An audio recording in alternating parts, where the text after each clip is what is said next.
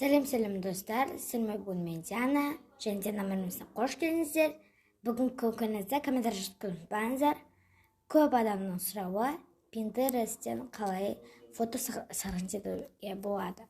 YouTube ашып қалсам, барлығы сөйтіп жазады екен. Енді мен сіздерге дәл соны істеп көрейін дедім. Мен бүгін ғана Pinterest аштым.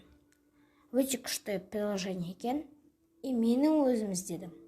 Және менің подписчиктеріме арнап, яғни сіздер іздеп жүрмес бұрын, маған подпискіді басып, менің каналыма кірсеңіздер, Pinterest'тің видеосы шығады.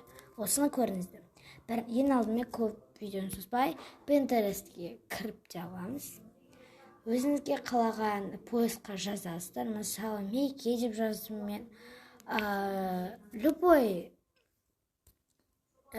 нәрсені, мысалы, девушка деп сесек те болады. Девушкаларын сөйлеп тұрады. Осындай таңдай салдым любойын. И сохранить деп тұрады. Посмотрите, таңғасын сохранить етіліп тұрады. Соны бассаңыздар. Этім яға істей салым. Сохранить на доске. Мен этім я деп сохранить ете салдым. Осындай сохранить подпишен на пользователь деп шығады. Но семя қойсаңыз болады. 3 точканы басып, скачать изображениені бассаңыздар. Міне, изображение скачано. Галереямызды ашып көреміз.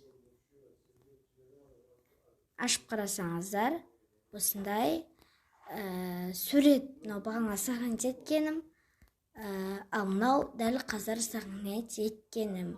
Міне, көрдіңіздер ме, қалай сохранить етілетін. Бұл видео ұнаса және қызықтырады болса, лайк басып, комментарий жазып, тіркелуді ұмытпаңыздар. Ал осымен пока-пока.